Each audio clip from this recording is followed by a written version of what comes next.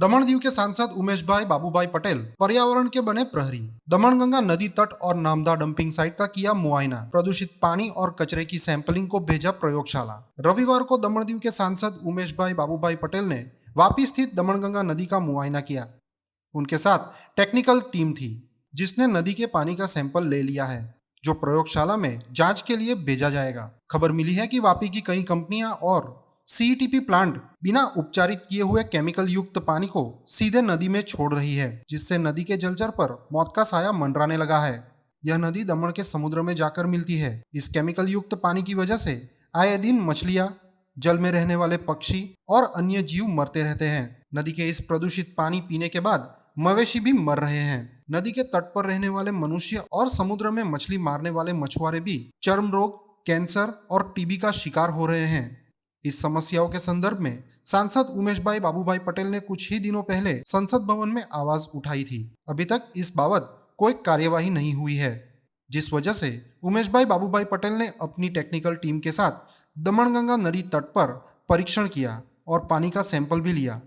जिसके बाद सांसद जी ने कचीगाम के जरिए में अपनी टेक्निकल टीम के साथ जाके वहां से भी पानी का सैंपल लिया। जिसके बाद सांसद जी ने दमन के समुद्र और दमन के भीमपुर से भी पानी के सैंपल लेकर टेक्निकल लैब में भेज दिए। सांसद का कहना है कि गिरते पर्यावरण स्तर और जीव जंतुओं के विलुप्त होने की समस्याओं को देखते हुए सांसद भवन में फिर से इस मुद्दे को वे उठाएंगे।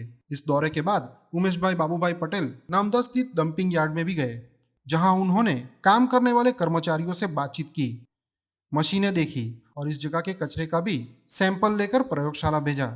इस डंपिंग यार्ड से भी पर्यावरण का क्षरण हो रहा है, जिससे मानव जीवन खतरे में पड़ गया है। आइए सुनते हैं सांसद महोदय ने क्या कहा। તમને ખબર જ છે કે આ દમણગંગાના મેટર ઉપર મેં પાર્લામેન્ટમાં પણ અવાજ ઉચકી છે।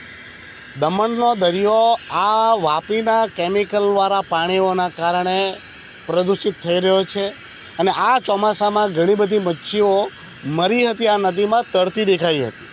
અને અહીંયા તમે જોઈ રહ્યા છો કે આ લોકો જે દાવો કરે છે વાપીનું પ્લાન્ટ કે અમે પાણીને ફિલ્ટરાઇઝ કરીને મોકલીએ છીએ, તેની પોલ ખુલી રહી છે। આ આખે આખું કેમિકલ આ સમુદ્રમાં નદીના માધ્યમથી જઈ રહ્યું છે, જેના અમે સેમ્પલ લીધા છે।